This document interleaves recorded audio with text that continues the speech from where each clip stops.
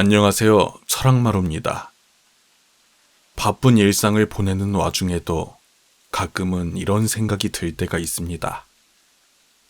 우리는 무엇을 위해 사는가? 무엇을 위해 열심히 공부하고 일하는가? 지금보다 조금이라도 더 풍요롭게 살기 위해, 조금이라도 더 행복하게 살기 위해, 조금이나마 더 잘 살기 위해 라고 대답하는 분들이 많을 텐데요. 그렇다면 잘 산다는 것은 어떤 것일까요? 우리는 보편적으로 잘 산다는 것에 대해 하루를 알차게 무엇이든 열심히 하는 것으로 생각합니다. 하지만 잘 사는 것을 여태껏 생각해보지 못한 새로운 관점으로 바라보자는 과감한 제안을 내놓은 철학자가 있습니다. 바로 호접지몽으로 잘 알려진 고대 중국의 사상가 장자입니다. 장자는 인생을 잘 산다는 것이 잘 놀다 가는 것이라고 말합니다. 여기서 잘 논다는 것은 완전한 자유를 의미합니다. 똑같이 풀을 뽑는 일이어도 대가를 받고 하는 노동이라면 자유롭지 않지만 어린아이들이 풀밭에서 노는 행위는 완전히 자유롭다는 점에서 잘 논다는 것이 완전한 자유를 뜻한다는 것을 이해할 수 있을 것입니다. 어른이 된 우리에게 자유로움이란 내가 가진 재물, 명예, 인기 등 다양한 욕망에서의 자유로움을 말합니다. 우리는 타고난 욕망으로 인해 물질적 풍요로움, 타인의 인정에서 자유롭기가 쉽지 않습니다. 타고난 속성이라 무엇이 잘못된 것인가 싶을 수 있지만 이러한 욕망은 집착을 불러일으키기 때문에 아무리 채워도 계속해서 목마른 갈증을 야기합니다. 욕망에 저항 없이 이끌려 세월에 휩쓸리다 보면 무엇을 위해 열심인지 나는 누구인지조차 망각할 정도로 집착에 빠지고 맙니다. 따라서 우리는 가끔이라도 생각을 전환해보며 이러한 욕망에 집착하고 있는 건 아닌지 스스로 돌아보고 경계할 필요가 있습니다. 장자는 특유의 비유와 이야기를 통해 은근슬쩍 생각할 거리를 던져주어 쳇바퀴 같은 일상을 살고 있는 우리에게 잠깐이나마 자신을 돌아볼 여유를 주는데요. 장자의 사상을 쉽게 요약하자면 관점주의라고 할 수 있습니다. 모든 의견은 결국 각자의 관점에서 나오는 것이므로 보편타당한 객관적 기준이 있을 수 없다는 것입니다. 모장이나 여희와 같은 미녀를 두고 남자들은 모두 아름답다고 하지만 물고기는 그녀들을 보자마자 물속 깊이 들어가 숨는다는 장자의 말처럼 우리의 판단은 모두 각자의 처지에 따른 것이므로 자신의 견해를 절대화할 수는 없습니다. 오리발이 짧은지 학의 목이 긴지 그 기준은 어디까지나 서로 다른 사물 간의 비교를 통해 이루어집니다. 따라서 내 관점에만 집착하지 말고 상대의 관점, 심지어 사물의 관점에서도 사건을 살펴보자는 것이 장자의 주장인 것입니다. 지금부터 잔잔한 호수에 던져진 작은 돌멩이 같이 작지만 은은한 파동을 주는 장자의 이야기를 몇 가지 들려드리겠습니다. 여러분의 구독과 좋아요는 좋은 영상을 제작하는 데 큰 힘이 됩니다. 감사합니다. 삶은 꿈과 같다. 전에 장자는 나비가 된 꿈을 꾸었다. 훨훨 날아다니는 나비가 되어 즐겁게 놀면서도 자기가 장자임을 알지 못했다. 그러나 깨어나 보니 엄연히 자신은 장자였다. 그런데 장자가 꿈의 나비가 되었던 것인지 나비가 꿈의 장자가 되어 있는 것인지 알 수가 없었다. 장자와 나비는 반드시 구별된다. 이렇게 만물이 변화하는 것을 물화라고 한다. 재물론. 장호자가 구작자에게 말했다. 꿈속에서는 즐겁게 술을 마셨으나 깨어서는 불행한 현실에 우는 자도 있습니다. 반면에 꿈속에서는 울었으나 깨어서는 즐겁게 사냥을 떠나는 자도 있습니다. 꿈을 꾸고 있는 동안에는 그것이 꿈인 줄 모르며 꿈속에서 또 그 꿈을 해몽하기도 하나 깨어나서야 그것이 꿈이었다는 것을 압니다. 마찬가지로 큰 깨달음이 있은 다음에야 이 삶이 큰 꿈이라는 것을 압니다. 그런데 어리석은 자들은 스스로 깨어있다고 똑똑한 채 하며 주인이니 하인이니 하며 차별을 합니다. 참으로 어리석은 짓입니다. 당신의 선생과 당신은 모두 꿈을 꾸고 있는 것입니다. 내가 당신에게 꿈을 꾸고 있는 것이라고 말하는 것도 역시 꿈입니다. 이런 말은 지극히 괴이한 이야기입니다. 만세 뒤에라도 위대한 성인을 만나서 그 뜻을 알게 된다면 그것은 아침 저녁으로 만나는 것만큼이나 일찍 만나는 행운일 것입니다. 재물론.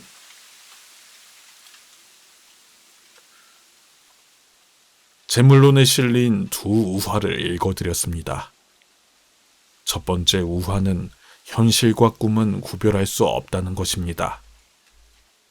사물의 변화라는 관점에서 보면 지금의 장자는 나비가 잠시 장자가 된 것이라고 볼 수 있으며 인식 주체의 관점에서 보면 나비가 장자라는 긴 꿈을 꾸고 있다고 할 수 있습니다.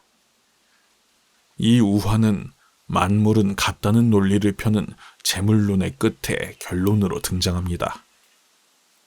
아마도 장자는 자신이나 나비 또는 현실과 꿈은 같다는 것을 강조하려고 한 듯합니다. 두 번째 우화는 우주의 무한한 시공간의 관점에서 본다면 작은 인간의 짧은 삶은 꿈과 같다는 것입니다. 이 우주의 광대무변함을 깨달은 다음에야 이 삶이 꿈과 같이 허망하다는 것을 알게 된다는 내용인데요. 삶을 꿈과 같다고 생각하는 데에는 몇 가지 이유가 있습니다. 첫째는 우주의 무한한 시공간 속에서 작은 인간의 짧은 삶을 관조하면 그것은 짧은 꿈과 같다는 것이며, 둘째는 노년에 이르러 살아온 날들을 돌이켜보면 그 지난 날들은 조금 긴 꿈처럼 느껴진다는 것입니다. 인간이라면 누구든 이러한 허망감이 들 때가 종종 있을 수밖에 없을 텐데요. 장자의 재물론을 통해 이런 감정을 자연스럽게 받아들이고 마음가짐을 가볍게 꾸려보시길 바랍니다.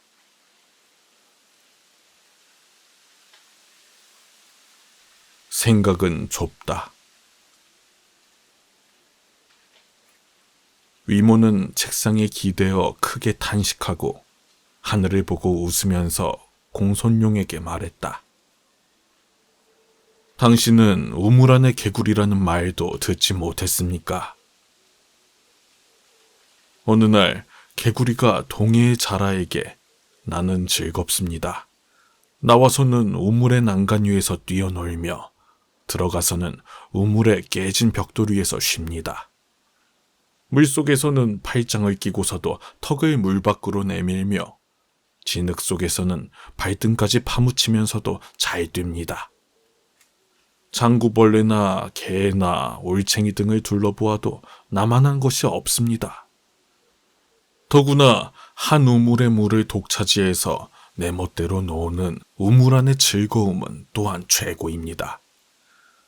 당신은 왜 때때로 와서 보지 않으십니까? 라고 말했다. 이에 동해의 자라는 우물로 들어가려 하였습니다. 그런데 왼쪽 다리가 채 들어가기도 전에 오른쪽 무릎이 우물 난간에 걸려버렸습니다. 할 수 없이 물러나와서 개구리에게 대체로 천리라는 먼 거리로도 바다의 넓이를 표현할 수 없으며 천길이라는 높이로도 바다의 깊이를 표현할 수 없습니다. 우왕 때에는 10년 동안에 9번이나 큰 홍수가 났어도 바닷물이 조금도 늘지 않았으며 탕왕 때에는 8년 동안에 7번이나 큰 가뭄이 들었어도 바닷물이 조금도 줄지 않았습니다. 이처럼 세월의 길고 짧음에 따라서 변화하지 않으며 물의 많고 적음에 따라서 변하지 않습니다. 이것이 또한 동해바다에 사는 즐거움입니다. 라고 바다 이야기를 했습니다. 우물 안의 개구리는 그 말을 듣더니 너무나 깜짝 놀라서 정신을 잃었습니다. 추수. 가을 홍수가 나서 모든 냇물이 황하로 모여들었다. 그 물줄기는 매우 넓어서 반대쪽 물가에 있는 것이 소인지 말인지 분간할 수 없을 정도였다. 이에 황하의 신 하백은 매우 기뻐서 천하의 아름다움이 모두 자기에게 모여들었다고 알았다. 그래서 물줄기를 따라 동쪽으로 가다가 북해에 멈춰서 동쪽을 바라보니 물의 끝이 보이지 않았다. 이에 하백은 얼굴을 돌려 북해의 신 약을 우러러보며 탄식했다. 그러자 북해의 신 약이 말했다. 우물안 개구리에게 바다에 관해 말할 수 없는 것은 자기가 머무는 곳에 얽매여 있기 때문이며 여름벌레에게 얼음에 관해 말할 수 없는 것은 자기가 사는 때에 얽매여 있기 때문이며 편협한 선비에게 도에 관해 말할 수 없는 것은 자기가 배운 것에 얽매여 있기 때문입니다. 추수.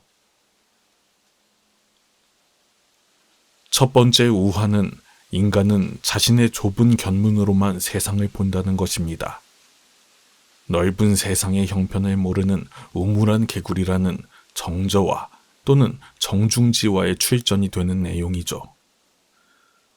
두 번째 우화는 인간이 사는 이 세상은 무한한 우주에 비하면 아주 좁으며 그 삶도 무한한 시간에 비하면 아주 짧다는 것입니다.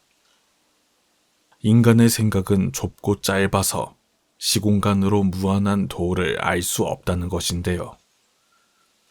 이렇게 인간의 생각이 좁다는 것을 강조하는 까닭은 삶의 목적이 잘못됐다는 것을 꼬집기 위함입니다. 자신이 살아온 짧은 일생에서 쌓아온 좁은 소견으로 세상을 보기 때문에 눈앞에 닥치는 명리 등을 추구하느라 괴로움으로 일생을 마친다는 것이지요.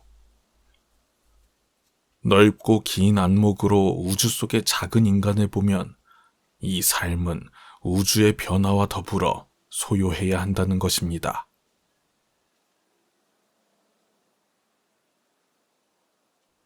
타고난 본성대로 살아라. 외발의 기는 발이 많은 노래기를 부러워하며 노래기는 뱀을 부러워하며 뱀은 바람을 부러워하며 바람은 눈을 부러워하며 눈은 마음을 부러워한다. 기가 노래기에게 말했다. 나는 한 발로 깡충대며 가는데도 마음대로 되지 않습니다. 그런데 지금 당신은 그 많은 발을 사용하며 가는데 도대체 어떻게 하는 것입니까? 노래기가 말했다. 이처럼 지금 나도 타고난 전성의 기능을 움직일 뿐이며 그렇게 되는 까닭은 모릅니다. 노래기는 뱀에게 말했다.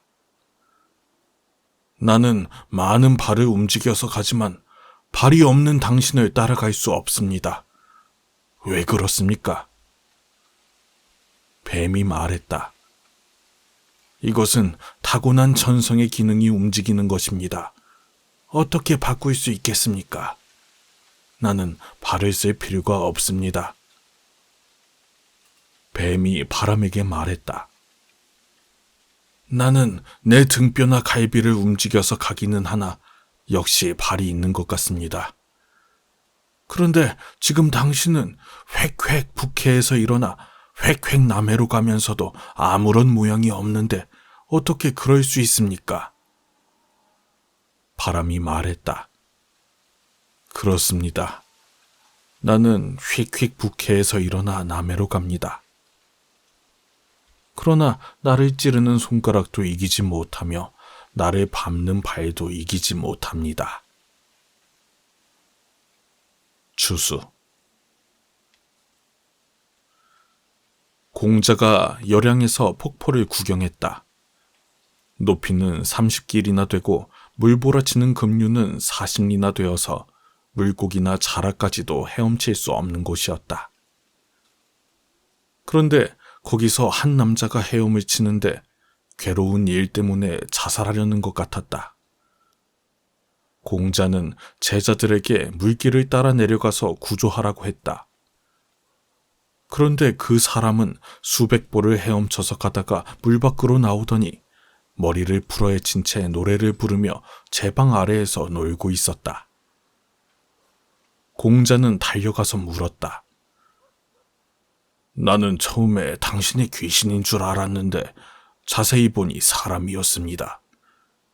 묻겠는데 헤엄치는 데에도 무슨 도가 있습니까? 그 사람은 말했다. 없습니다. 나에게는 아무런 도가 없습니다. 나는 연고 때문에 시작했으며 본성대로 성장했으며 운명을 따랐을 뿐입니다. 나는 소용돌이 치는 물과 함께 잠기며 용솟음 치는 물과 함께 솟아오릅니다. 물의 흐름에 따를 뿐이지 내 멋대로 하지 않습니다. 이것이 내가 헤엄치는 방법입니다. 탈생. 첫 번째 우화는 모든 만물은 타고난 본성이 다르기 때문에 형상이나 능력도 다르다는 것이며, 두 번째 우화는 인간의 삶은 운명이며 사물의 본성을 따르라는 것입니다. 모든 만물이 그러한 것처럼 인간 또한 저마다 타고난 본성과 형상, 능력이 다릅니다. 하지만 같은 사회의 동일한 체계에서 함께 교육을 받으며 성장하다 보니 이러한 사실을 잊고 다른 이들과 끊임없이 비교하며 살게 됩니다. 이렇게 다름을 인정하지 못하고 타인과의 비교 속에서 인생을 살다 보면 괴로운 마음이 생기기 마련이지요. 다른 사람이 무엇을 잘하는지 나는 무엇을 못하는지 신경 쓰기보다는 나의 본성이 무엇인지에 대해 더 집중하다 보면 비교로 인한 괴로움이 조금은 줄어들지 않을까 싶습니다.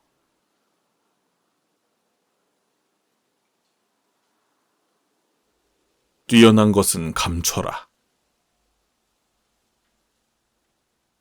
오나라 왕이 강을 건너 원숭이가 많이 사는 산에 올랐다. 모든 원숭이들은 오나라 왕을 보자 두려워서 숲속으로 도망갔다. 그런데 한 마리가 나뭇가지를 잡고 날렵하게 왔다 갔다 하면서 왕에게 제주를 부렸다. 왕이 활을 쏘자 원숭이는 재빨리 그 화살을 잡았다. 그러자 왕은 신하들에게 쉴 틈 없이 활을 쏘게 했다. 이리하여 그 원숭이는 마침내 화살에 맞아 죽었다.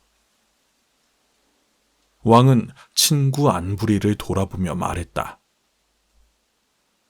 이 원숭이는 자기 재주를 자랑하고 민첩함을 믿고서 나에게 까불다가 이 지경이 된 것입니다. 당신도 조심하십시오. 교만한 안색으로 남을 대하지 마십시오. 안부리는 돌아가 동호를 스승으로 모시고 교만한 안색을 바꾸고 쾌락을 멀리하고 높은 지위를 버렸다. 그런 지 3년이 지나자 온 나라 사람들이 그를 칭송했다. 서무귀. 이 이야기는 뛰어난 재주는 목숨을 잃게 할 수 있다는 내용을 담고 있습니다. 우화는 남보다 뛰어난 능력을 내세우다 일어나는 일이 많습니다. 서무기에서는 다음과 같이 남보다 뛰어난 것은 위태로운 것이라고 합니다. 눈이 너무 밝으면 그 본성을 떠난 것이기 때문에 위태로우며, 귀가 너무 밝으면 그 본성을 떠난 것이기 때문에 위태로우며, 마음이 너무 영리하면 그 본성을 떠난 것이기 때문에 위태로우며, 인간이 모든 능력을 갖고 있으면 그 본성을 떠난 것이기 때문에 위태롭다. 일단 위태롭게 되면 다시 돌이킬 수 없으며 재앙은 점점 더 많아진다. 이것을 돌이키기 위해서는 많은 노력이 필요하며 그 결과도 오래 기다려야 한다. 그런데 사람들은 그 본성을 떠난 이러한 능력을 보배로 여기니 또한 슬픈 일이 아닌가. 전자방에는 다음과 같은 우화도 있습니다. 송나라 왕이 국토의 지도를 그리고자 했다. 여러 화공들이 모였으며 그들은 명령을 받자 절하고 일어나서 있었다. 일부는 붓을 핥고 물감을 타는 등의 수선을 떨었다. 화공이 많아서 반은 방에도 들어가지 못했다. 한 화공이 늦게 도착했으나 느긋해 서둘지 않으며 명령을 받자 절하고서 그대로 자기 숙소로 돌아갔다. 왕이 사람을 시켜 알아보았더니 그는 옷을 다 벗어던지고 두 다리를 쭉 펴고서 쉬고 있었다. 이 말을 들은 왕은 말했다. 됐다. 이 사람이 진짜 화공이다. 이 우화에는 뛰어난 자는 자신을 드러내지 않는다는 의미와 뛰어난 것은 감춰도 드러난다는 의미가 있습니다. 노자에서는 자신을 드러내지 않기 때문에 오히려 밝게 드러난다고 합니다. 뛰어난 능력을 가진 많은 이들은 이를 뽐내고 다른 이들의 인정을 받고 싶어 합니다. 자신의 능력으로 내가 속한 회사와 사회, 국가에 도움이 되는 것도 좋은 일이지만 너무 드러내고자 노력하거나 다른 사람이 알아주길 바라는 것은 좋지 않다는 내용을 담고 있습니다. 우리는 보통 자신의 역량보다 더 뛰어난 것처럼 보이기 위해 노력할 때가 많은데요. 이 이야기를 통해 지금 내가 힘쓰고 있는 것이 내 능력을 더 돋보이게 하기 위함은 아닌지 돌아볼 수 있습니다.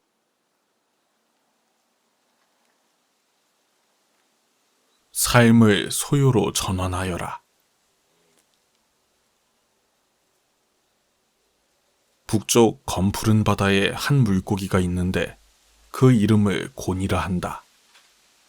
곤의 크기는 몇 천리나 되는지 알 수가 없다. 이것이 변해 새가 되는데 그 이름을 붕이라 한다. 붕의 등넓이도 몇 천리가 되는지 알 수가 없다. 이것이 힘차게 날아오르면 그 날개는 마치 하늘에 드리운 구름과 같다. 이 새는 바다가 움직여서 큰 바람이 불면 남쪽 검푸른 바다로 날아간다. 남쪽 검푸른 바다는 하늘에 모신 천지다. 재해라는 자는 괴상한 것들을 많이 알고 있는데 그는 이렇게 말한다. 붕이 남쪽 검푸른 바다로 날아갈 때는 수면을 3천리나 치며 회오리 바람을 타고서 9만리까지 올라가며 반년 동안 날아가서 쉰다. 물이 깊지 않으면 큰 배를 띄울 만한 힘이 없다. 한 잔의 물을 마루에 움푹 패인 곳에 부으면 작은 티끌은 배처럼 띄울 수 있다. 그러나 잔을 놓으면 바닥에 닿고 만다. 이는 물은 얕고 배는 크기 때문이다. 마찬가지로 바람이 두텁지 않으면 큰 날개를 띄울 만한 힘이 없다. 그래서 붕은 9만리나 올라가야만 그 날개를 지탱할 수 있는 바람이 밑에 쌓이게 된다. 그런 다음에 바람을 타고 푸른 하늘을 등져야 모든 장애가 없어져서 남쪽으로 날아갈 수 있다. 매미와 작은 비둘기는 붕의 이런 모습을 보고 비웃으며 말했다. 우리는 힘껏 날아서 느릅나무나 박달나무에 오른다. 때로는 거기에 이르지 못하고 땅에 떨어지기도 한다. 그런데 무엇 때문에 9마일이나 높이 올라 남쪽으로 날아가는 것일까? 이 작은 두 벌레가 어찌 붕의 큰 뜻을 알겠는가? 작은 지혜는 큰 지혜에 미치지 못하며 단명한 것은 장수하는 것에 미치지 못한다. 어떻게 그렇다는 것을 아는가? 아침에만 사는 버섯은 밤과 새벽을 알지 못하며 여름 쓰르라미는 봄과 가을을 알지 못한다. 이것들은 단명한 것들이기 때문이다. 초나라 남쪽에 명령이라는 나무가 있는데 500년을 봄으로 삼고 500년을 가을로 삼는다. 상고시대에 대춘이라는 나무가 있었는데 8000년을 봄으로 삼고 8000년을 가을로 삼았다고 한다. 그런데 팽조는 오늘날까지 장수한 사람으로 아주 유명한데 세상 사람들은 그처럼 오래 살고자 한다. 이 어찌 슬픈 일이 아니겠는가? 소요유. 지식은 벼슬 한 자리를 맡을 만하며 행실은 한 고을에 영향을 끼칠 만하며 덕은 한 군주에 부합할 만하며 한 나라에 기용될 정도의 인물이 자신을 보는 것은 이 매출하기와 같다. 그러나 송영자는 이런 자들에 대해 빙긋이 웃을 뿐이다.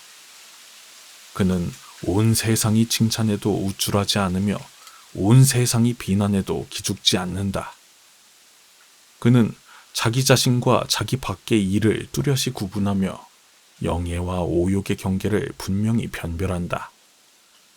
그러나 이러할 뿐이다. 그는 세상 일에 안달하지는 않았으나 아직 완전하게 확립되지 않은 바가 있다. 열자는 바람을 타고 즐겁게 날아다니다 보름이 지나야 돌아온다. 그는 복을 구하는 것에 안달하지 않았다. 그러나 그도 걸어다니는 짓은 벗어났으나 바람과 같은 것에 의지하는 것이 있다.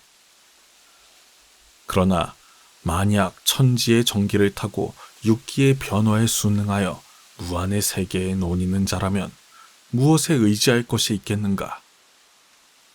그래서 지인은 자기라는 생각이 없고 신인은 이루어 놓은 공이 없고 성인은 이름이 없다고 하는 것이다. 소유유. 첫 번째 우화는 장자의 첫머리에 나오는 내용입니다. 고는 본래 알에서 막 깨어난 아주 작은 물고기입니다. 하지만 장자는 이것을 무한히 큰 물고기라고 했으며 이것이 변해 무한히 큰 붕이라는 새로 변하며 이 새는 무한히 높이 날아서 무한한 남쪽 세계로 날아간다는 것입니다. 여기서 장자 자신은 작은 물고기 곤과 같은 존재입니다. 그러나 무한한 이 우주의 시공간을 생각한다면 장자는 붕처럼 나는 우주적인 상상력이 필요했습니다. 왜 이렇게 사색해야 하는가? 물이 얕으면 큰 배를 띄울 수 없으며 여름 쓰르라미가 봄, 가을을 알 수 없듯이 좁은 생각으로 큰 지혜를 얻을 수 없고 짧은 견해로 만고의 진리를 얻을 수 없기 때문입니다.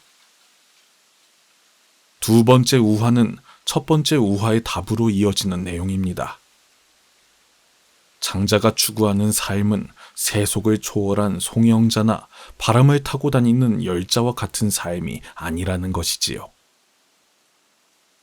장자가 추구하는 삶은 우주 만물과 하나가 되어 무한의 세계에 논일며 아무 것에도 의지하지 않는 소요입니다.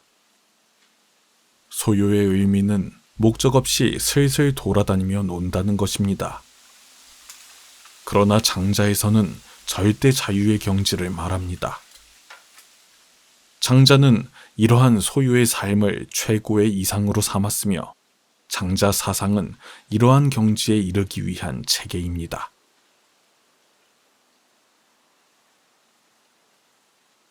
장자의 사상은 물론 현대를 살고 있는 우리들의 삶에 당장 적용하기 힘든 내용일 수 있습니다. 하지만 앞에서 말씀드린 것처럼 정신없이 바쁜 일상 속에서 가끔은 왜 이렇게 열심히 사는 것인가, 잘 사는 것이란 과연 어떤 것인가를 돌아보게 되는 때가 종종 생기고는 하지요. 이럴 때 잠시나마 생각을 환기할 수 있는, 바쁘고 불안한 마음을 조금이나마 내려놓을 수 있는 마음의 쉼터가 있다면 우리의 삶이 얼마나 아늑하고 편안하겠습니까? 오늘의 장자 이야기가 여러분의 마음이 잠시 쉬어갈 수 있는 쉼터가 되었길 바랍니다. 오늘의 이야기는 여기까지입니다. 오늘도 긴 이야기 들어주셔서 감사합니다. 다음에 더 좋은 이야기로 찾아뵙겠습니다. 오늘도 당신의 하루를 응원합니다.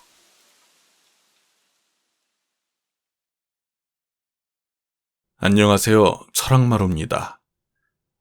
바쁜 일상을 보내는 와중에도 가끔은 이런 생각이 들 때가 있습니다.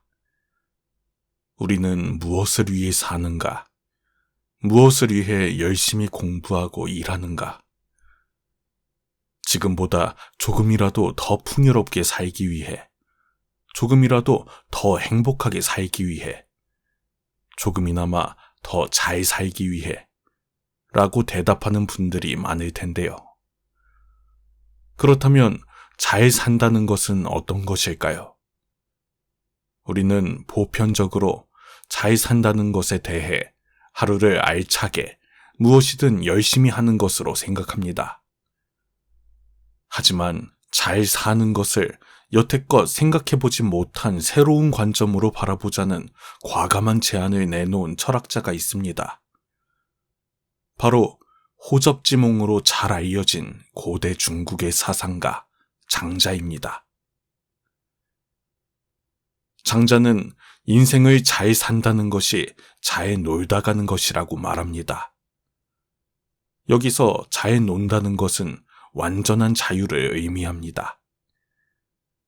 똑같이 풀을 뽑는 일이어도 대가를 받고 하는 노동이라면 자유롭지 않지만 어린아이들이 풀밭에서 노는 행위는 완전히 자유롭다는 점에서 잘 논다는 것이 완전한 자유를 뜻한다는 것을 이해할 수 있을 것입니다. 어른이 된 우리에게 자유로움이란 내가 가진 재물, 명예, 인기 등 다양한 욕망에서의 자유로움을 말합니다. 우리는 타고난 욕망으로 인해 물질적 풍요로움, 타인의 인정에서 자유롭기가 쉽지 않습니다. 타고난 속성이라 무엇이 잘못된 것인가 싶을 수 있지만 이러한 욕망은 집착을 불러일으키기 때문에 아무리 채워도 계속해서 목마른 갈증을 야기합니다. 욕망에 저항 없이 이끌려 세월에 휩쓸리다 보면 무엇을 위해 열심인지, 나는 누구인지조차 망각할 정도로 집착에 빠지고 맙니다. 따라서 우리는 가끔이라도 생각을 전환해보며 이러한 욕망에 집착하고 있는 건 아닌지 스스로 돌아보고 경계할 필요가 있습니다. 장자는 특유의 비유와 이야기를 통해 은근슬쩍 생각할 거리를 던져주어 쳇바퀴 같은 일상을 살고 있는 우리에게 잠깐이나마 자신을 돌아볼 여유를 주는데요. 장자의 사상을 쉽게 요약하자면 관점주의라고 할 수 있습니다. 모든 의견은 결국 각자의 관점에서 나오는 것이므로 보편타당한 객관적 기준이 있을 수 없다는 것입니다.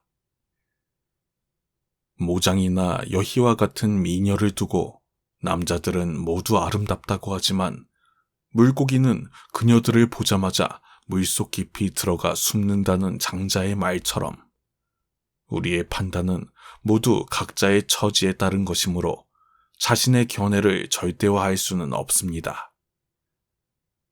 오리발이 짧은지 학의 목이 긴지 그 기준은 어디까지나 서로 다른 사물 간의 비교를 통해 이루어집니다.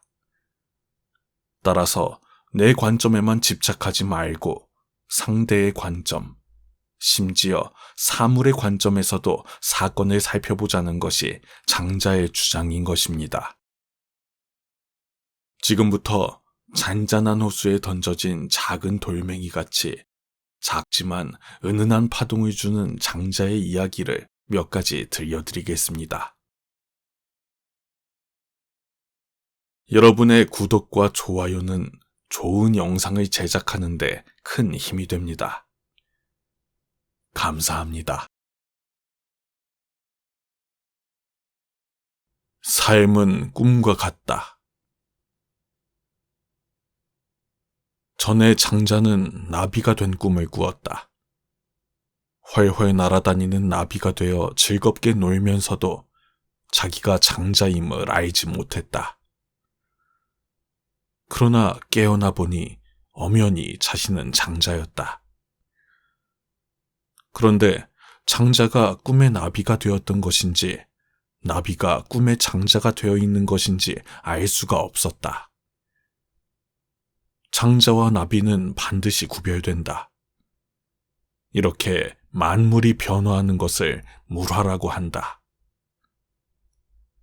재물론. 장호자가 구작자에게 말했다.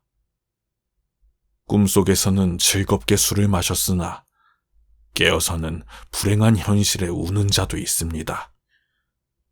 반면에 꿈속에서는 울었으나 깨어서는 즐겁게 사냥을 떠나는 자도 있습니다. 꿈을 꾸고 있는 동안에는 그것이 꿈인 줄 모르며 꿈속에서 또 그 꿈을 해몽하기도 하나 깨어나서야 그것이 꿈이었다는 것을 압니다. 마찬가지로 큰 깨달음이 있은 다음에야 이 삶이 큰 꿈이라는 것을 압니다. 그런데 어리석은 자들은 스스로 깨어있다고 똑똑한 채 하며 주인이니 하인이니 하며 차별을 합니다. 참으로 어리석은 짓입니다. 당신의 선생과 당신은 모두 꿈을 꾸고 있는 것입니다. 내가 당신에게 꿈을 꾸고 있는 것이라고 말하는 것도 역시 꿈입니다. 이런 말은 지극히 괴이한 이야기입니다. 만세 뒤에라도 위대한 성인을 만나서 그 뜻을 알게 된다면 그것은 아침 저녁으로 만나는 것만큼이나 일찍 만나는 행운일 것입니다. 재물론.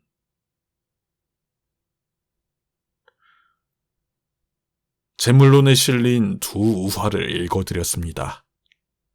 첫 번째 우화는 현실과 꿈은 구별할 수 없다는 것입니다.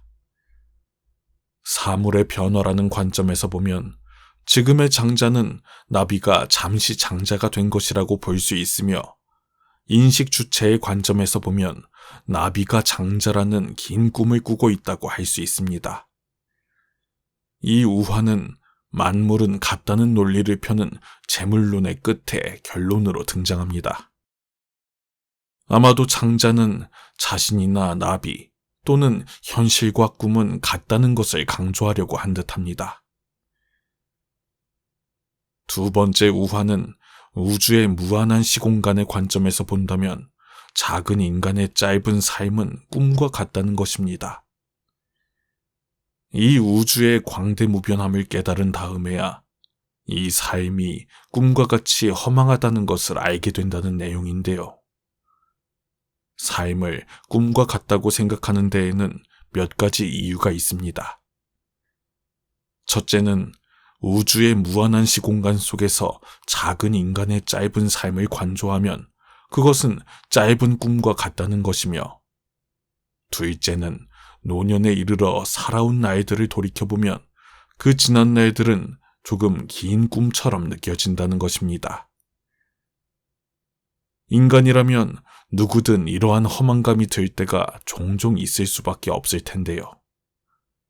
장자의 재물론을 통해 이런 감정을 자연스럽게 받아들이고 마음가짐을 가볍게 꾸려보시길 바랍니다.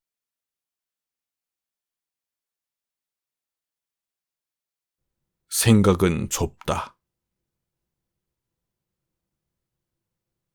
위모는 책상에 기대어 크게 탄식하고 하늘을 보고 웃으면서 공손룡에게 말했다. 당신은 우물 안의 개구리라는 말도 듣지 못했습니까? 어느 날 개구리가 동해의 자라에게 나는 즐겁습니다. 나와서는 우물의 난간 위에서 뛰어놀며 들어가서는 우물의 깨진 벽돌 위에서 쉽니다. 물속에서는 팔짱을 끼고서도 턱을 물 밖으로 내밀며 진흙 속에서는 발등까지 파묻히면서도 잘 됩니다. 장구벌레나 개나 올챙이 등을 둘러보아도 나만한 것이 없습니다. 더구나 한 우물의 물을 독차지해서 내 멋대로 노는 우물 안의 즐거움은 또한 최고입니다.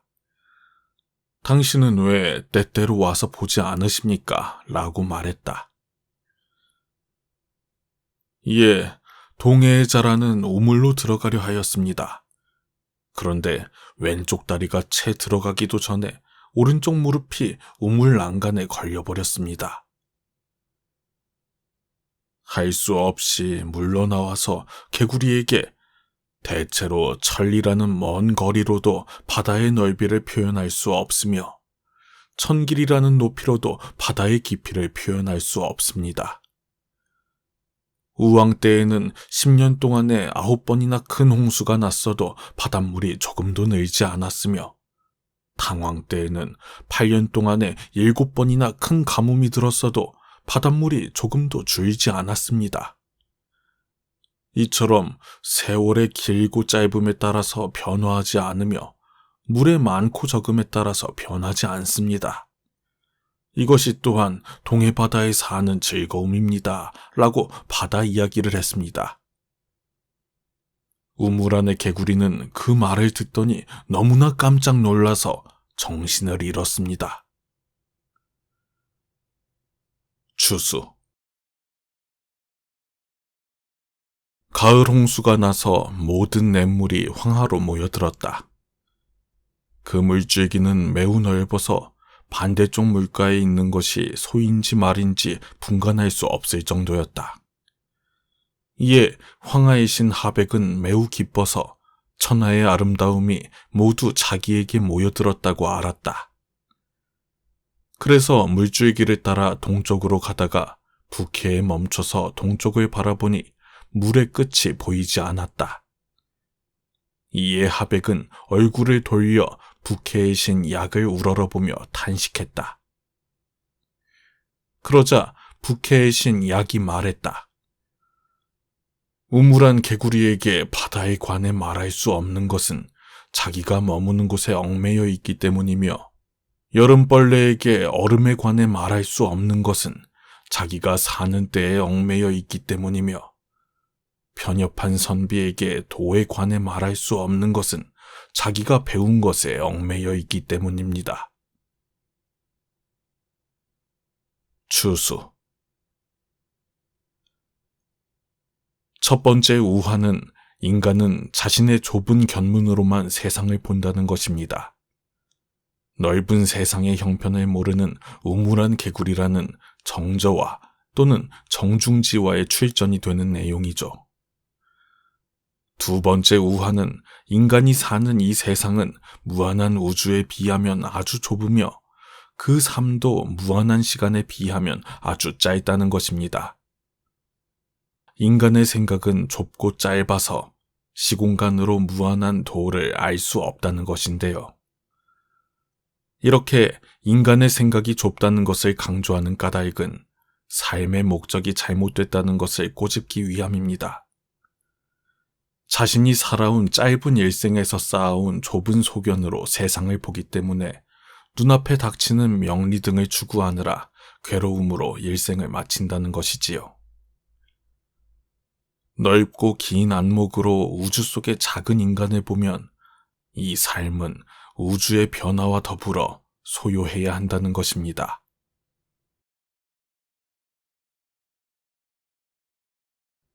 타고난 본성대로 살아라.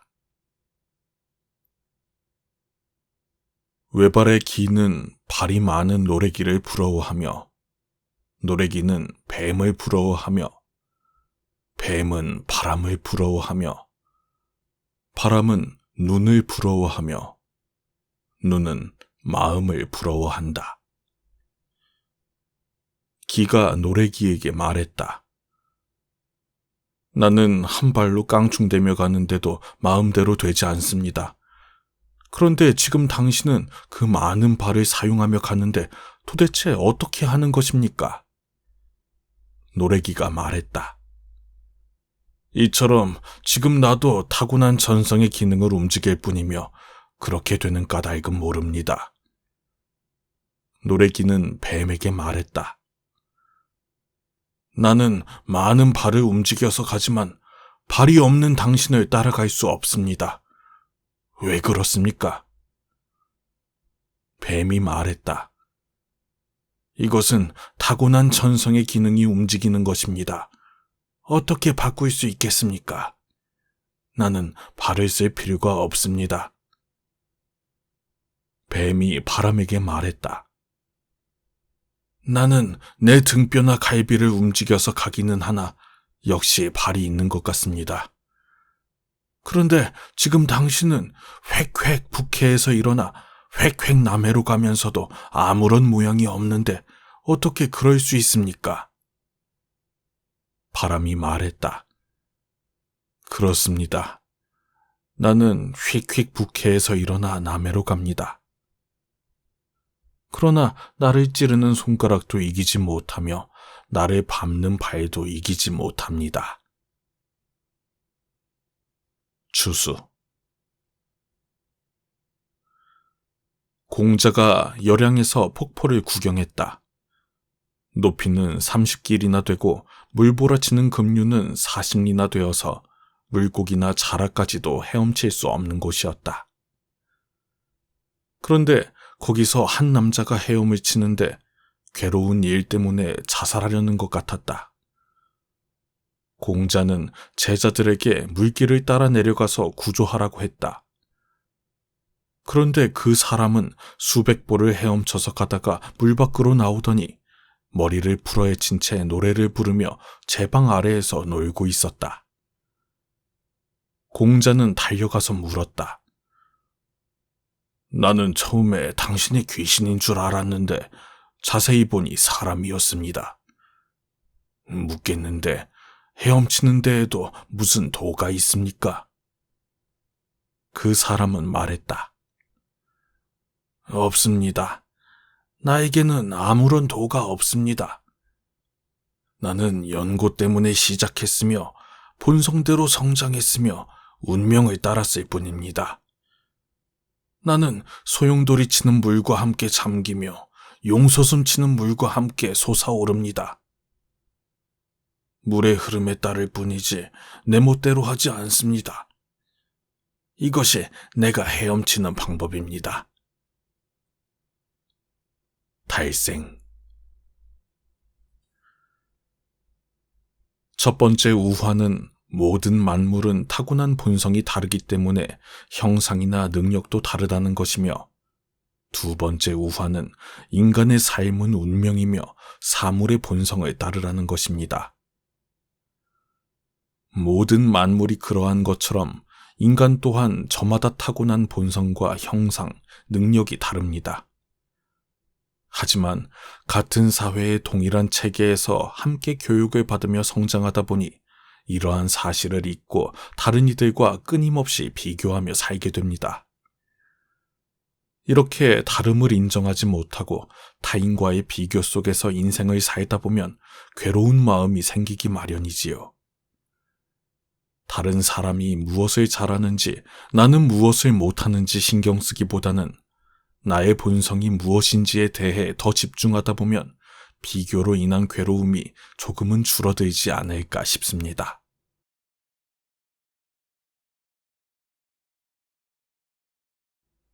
뛰어난 것은 감춰라.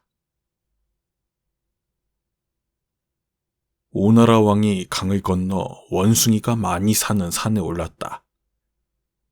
모든 원숭이들은 오나라 왕을 보자 두려워서 숲속으로 도망갔다. 그런데 한 마리가 나뭇가지를 잡고 날렵하게 왔다 갔다 하면서 왕에게 제주를 부렸다. 왕이 활을 쏘자 원숭이는 재빨리 그 화살을 잡았다. 그러자 왕은 신하들에게 쉴 틈 없이 활을 쏘게 했다. 이리하여 그 원숭이는 마침내 화살에 맞아 죽었다. 왕은 친구 안부리를 돌아보며 말했다. 이 원숭이는 자기 재주를 자랑하고 민첩함을 믿고서 나에게 까불다가 이 지경이 된 것입니다. 당신도 조심하십시오. 교만한 안색으로 남을 대하지 마십시오. 안부리는 돌아가 동호를 스승으로 모시고 교만한 안색을 바꾸고 쾌락을 멀리하고 높은 지위를 버렸다. 그런지 3년이 지나자 온 나라 사람들이 그를 칭송했다. 서무귀. 이 이야기는 뛰어난 재주는 목숨을 잃게 할 수 있다는 내용을 담고 있습니다. 우화는 남보다 뛰어난 능력을 내세우다 일어나는 일이 많습니다. 서무귀에서는 다음과 같이 남보다 뛰어난 것은 위태로운 것이라고 합니다. 눈이 너무 밝으면 그 본성을 떠난 것이기 때문에 위태로우며, 귀가 너무 밝으면 그 본성을 떠난 것이기 때문에 위태로우며, 마음이 너무 영리하면 그 본성을 떠난 것이기 때문에 위태로우며, 인간이 모든 능력을 갖고 있으면 그 본성을 떠난 것이기 때문에 위태롭다. 일단 위태롭게 되면 다시 돌이킬 수 없으며 재앙은 점점 더 많아진다.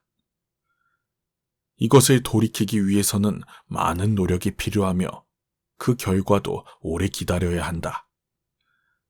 그런데 사람들은 그 본성을 떠난 이러한 능력을 보배로 여기니 또한 슬픈 일이 아닌가. 전자방에는 다음과 같은 우화도 있습니다. 송나라 왕이 국토의 지도를 그리고자 했다. 여러 화공들이 모였으며 그들은 명령을 받자 절하고 일어나서 있었다. 일부는 붓을 핥고 물감을 타는 등의 수선을 떨었다. 화공이 많아서 반은 방에도 들어가지 못했다.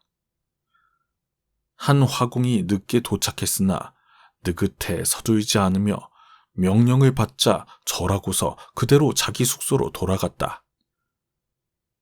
왕이 사람을 시켜 알아보았더니 그는 옷을 다 벗어던지고 두 다리를 쭉 펴고서 쉬고 있었다. 이 말을 들은 왕은 말했다.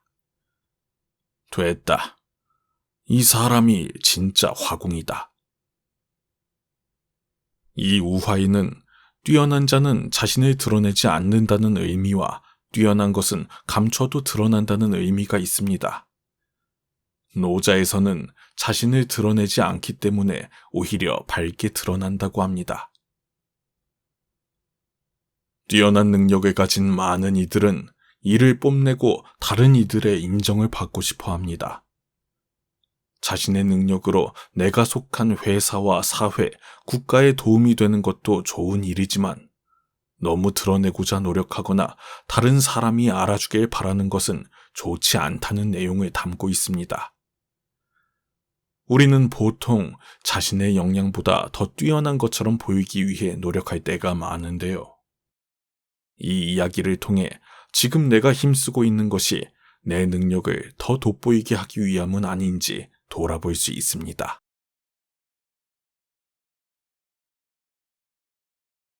삶을 소요로 전환하여라. 북쪽 검푸른 바다에 한 물고기가 있는데 그 이름을 곤이라 한다. 곤의 크기는 몇 천리나 되는지 알 수가 없다. 이것이 변해 새가 되는데 그 이름을 붕이라 한다. 붕의 등넓이도 몇 천리가 되는지 알 수가 없다. 이것이 힘차게 날아오르면 그 날개는 마치 하늘에 드리운 구름과 같다. 이 새는 바다가 움직여서 큰 바람이 불면 남쪽 검푸른 바다로 날아간다. 남쪽 검푸른 바다는 하늘에 모신 천지다. 재해라는 자는 괴상한 것들을 많이 알고 있는데 그는 이렇게 말한다. 붕이 남쪽 검푸른 바다로 날아갈 때는 수면을 3천리나 치며 회오리 바람을 타고서 9만리까지 올라가며 반년 동안 날아가서 쉰다. 물이 깊지 않으면 큰 배를 띄울 만한 힘이 없다. 한 잔의 물을 마루에 움푹 패인 곳에 부으면 작은 티끌은 배처럼 띄울 수 있다. 그러나 잔을 놓으면 바닥에 닿고 만다. 이는 물은 얕고 배는 크기 때문이다. 마찬가지로 바람이 두텁지 않으면 큰 날개를 띄울 만한 힘이 없다. 그래서 붕은 9만리나 올라가야만 그 날개를 지탱할 수 있는 바람이 밑에 쌓이게 된다. 그런 다음에 바람을 타고 푸른 하늘을 등져야 모든 장애가 없어져서 남쪽으로 날아갈 수 있다. 매미와 작은 비둘기는 붕의 이런 모습을 보고 비웃으며 말했다. 우리는 힘껏 날아서 느릅나무나 박달나무에 오른다. 때로는 거기에 이르지 못하고 땅에 떨어지기도 한다. 그런데 무엇 때문에 9만리나 높이 올라 남쪽으로 날아가는 것일까? 이 작은 두 벌레가 어찌 붕의 큰 뜻을 알겠는가? 작은 지혜는 큰 지혜에 미치지 못하며 단명한 것은 장수하는 것에 미치지 못한다. 어떻게 그렇다는 것을 아는가? 아침에만 사는 버섯은 밤과 새벽을 알지 못하며 여름 쓰르라미는 봄과 가을을 알지 못한다. 이것들은 단명한 것들이기 때문이다. 초나라 남쪽에 명령이라는 나무가 있는데 500년을 봄으로 삼고 500년을 가을로 삼는다. 상고시대에 대춘이라는 나무가 있었는데 8,000년을 봄으로 삼고 8,000년을 가을로 삼았다고 한다. 그런데 팽조는 오늘날까지 장수한 사람으로 아주 유명한데 세상 사람들은 그처럼 오래 살고자 한다. 이 어찌 슬픈 일이 아니겠는가? 소요유. 지식은 벼슬 한 자리를 맡을 만하며 행실은 한 고을에 영향을 끼칠 만하며 덕은 한 군주에 부합할 만하며 한 나라에 기용될 정도의 인물이 자신을 보는 것은 이 매출하기와 같다. 그러나 송영자는 이런 자들에 대해 빙긋이 웃을 뿐이다. 그는 온 세상이 칭찬해도 우쭐하지 않으며 온 세상이 비난해도 기죽지 않는다. 그는 자기 자신과 자기 밖의 일을 뚜렷이 구분하며 영예와 오욕의 경계를 분명히 변별한다. 그러나 이러할 뿐이다. 그는 세상 일에 안달하지는 않았으나 아직 완전하게 확립되지 않은 바가 있다. 열자는 바람을 타고 즐겁게 날아다니다 보름이 지나야 돌아온다. 그는 복을 구하는 것에 안달하지 않았다. 그러나 그도 걸어다니는 짓은 벗어났으나 바람과 같은 것에 의지하는 것이 있다. 그러나 만약 천지의 정기를 타고 육기의 변화에 순응하여 무한의 세계에 논이는 자라면 무엇에 의지할 것이 있겠는가? 그래서 지인은 자기라는 생각이 없고 신인은 이루어 놓은 공이 없고 성인은 이름이 없다고 하는 것이다. 소유유. 첫 번째 우화는 장자의 첫머리에 나오는 내용입니다. 고는 본래 알에서 막 깨어난 아주 작은 물고기입니다. 하지만 장자는 이것을 무한히 큰 물고기라고 했으며 이것이 변해 무한히 큰 붕이라는 새로 변하며 이 새는 무한히 높이 날아서 무한한 남쪽 세계로 날아간다는 것입니다. 여기서 장자 자신은 작은 물고기 곤과 같은 존재입니다. 그러나 무한한 이 우주의 시공간을 생각한다면 장자는 붕처럼 나는 우주적인 상상력이 필요했습니다. 왜 이렇게 사색해야 하는가? 물이 얕으면 큰 배를 띄울 수 없으며 여름 쓰르라미가 봄, 가을을 알 수 없듯이 좁은 생각으로 큰 지혜를 얻을 수 없고 짧은 견해로 만고의 진리를 얻을 수 없기 때문입니다. 두 번째 우화는 첫 번째 우화의 답으로 이어지는 내용입니다. 장자가 추구하는 삶은 세속을 초월한 송영자나 바람을 타고 다니는 열자와 같은 삶이 아니라는 것이지요. 장자가 추구하는 삶은 우주 만물과 하나가 되어 무한의 세계에 논일며 아무 것에도 의지하지 않는 소요입니다. 소요의 의미는 목적 없이 슬슬 돌아다니며 논다는 것입니다. 그러나 장자에서는 절대 자유의 경지를 말합니다. 장자는 이러한 소유의 삶을 최고의 이상으로 삼았으며 장자 사상은 이러한 경지에 이르기 위한 체계입니다.